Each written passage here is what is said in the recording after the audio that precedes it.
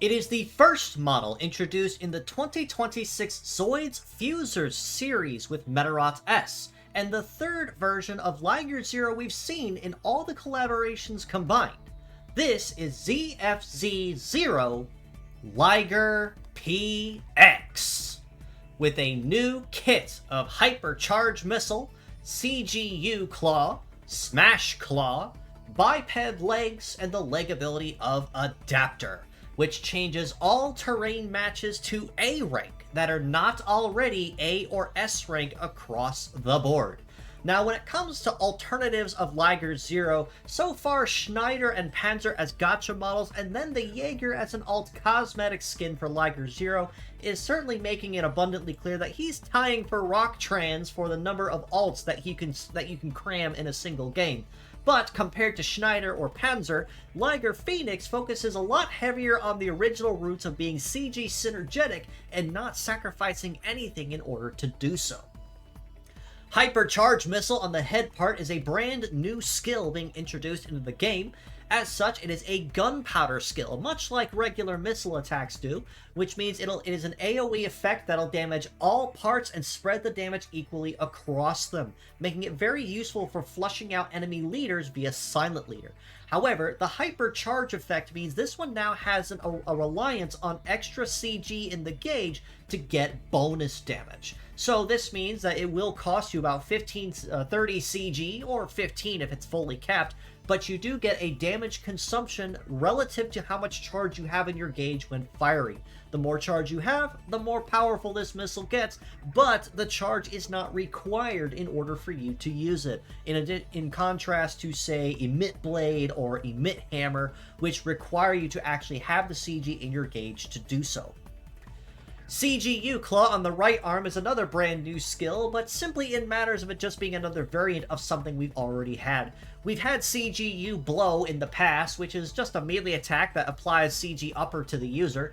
This one's basically the same case. It is a CG upper type of benefit offering attack, but instead it is a claw attack with a scatter effect added to it, which means it will damage one part normally and then two others randomly for extra damage.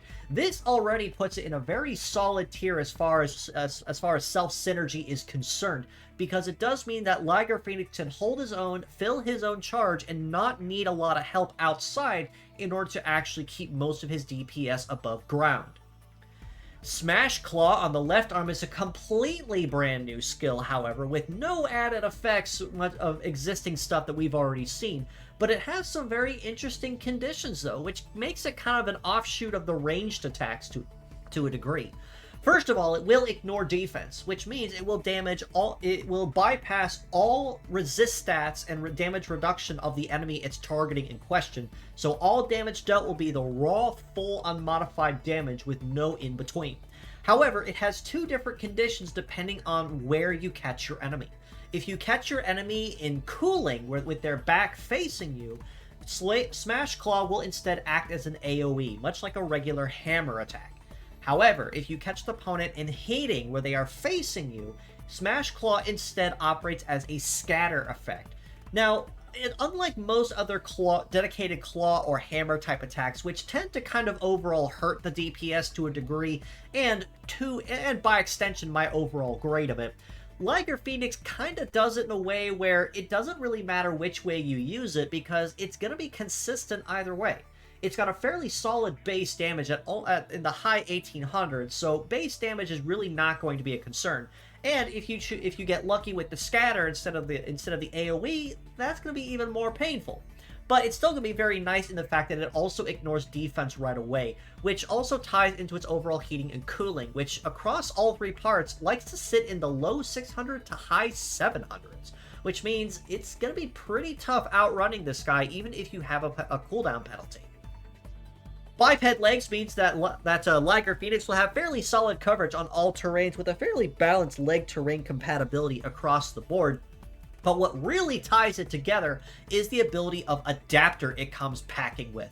This means, unlike most other specialty abilities that give you, say, one or two terrains on S, this instead equalizes all terrains at A rank across the board, Basically, you're now being treated as a float-type leg without actually being a float-type leg. On aquatic terrain that everyone else is going to suck on, no problem. Wasteland, forest, grasslands, cyber, doesn't matter. If it's not already at S rank or A rank, it gets changed to A rank, period. Making Liger Phoenix extremely solid and balanced on any terrain he chooses to fight on.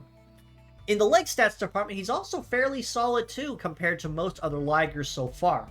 In a base mobility of 920, it's off to a very good start in the speed department, so not really needing any additional compensation there. An evade of 1355 is also really nice though, as this means that if he's not in a no-dodge state, he can dodge or graze pretty much as he pleases. And a melee resist of 1146 and a shoot resist of 1054 both means that he's kind of in that nice little sweet spot you tend to want to sit in as far as resist is concerned. Not enough to where every hit is going to be an absolute detriment to you, but not quite enough either to guarantee as minimal damage as possible, so a little caution is advised. In the armor department, Liger Phoenix is actually a little bit lighter on the armor compared to most other versions, but given the overall strength, speed and agility of this model, I guess that's to be expected. A head armor of 4199, arms at just under 3600 apiece, and legs almost 3900 means that he is going to be fairly light, like I said. So while he can definitely take a hit or two decently well, it would be recommended you make sure he stays protected at any and all times possible to keep him in the fight longer.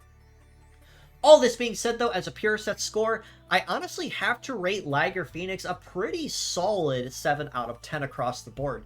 He is very synergetic, much like the original Liger Zero is, with a CG sustain and DPS that circles back to how well he can sustain his CG, unlike Schneider, which actually trades sustain for DPS, or Liger Panzer, who trades everything for just being ready to go right out of the box. While Liger Phoenix does require a little bit of time in order to actually build up a charge to use it, he actually works that to his advantage fairly well.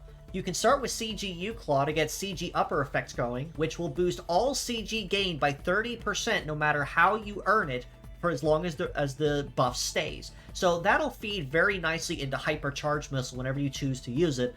And if you decide that you can't go CG reliant for whatever reason, you do also have Smash Claw as a fairly solid option.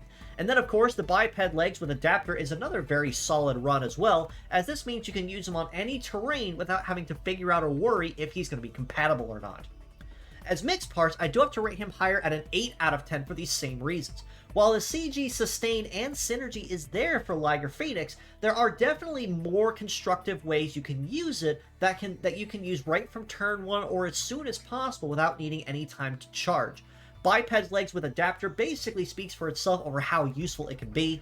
CG U-Claw on an arm will be fantastic for any kind of CG sustain or CG givers that you want to provide, such as, say, Top S Simone from the Gurren Lagann collaboration, or any other CG DPSs that need sustain in some kind of way. And Smash Claw will be fairly consistent no matter how you use it, whether you choose to catch foes in heating with the scatter, or in cooling with the AoE effect.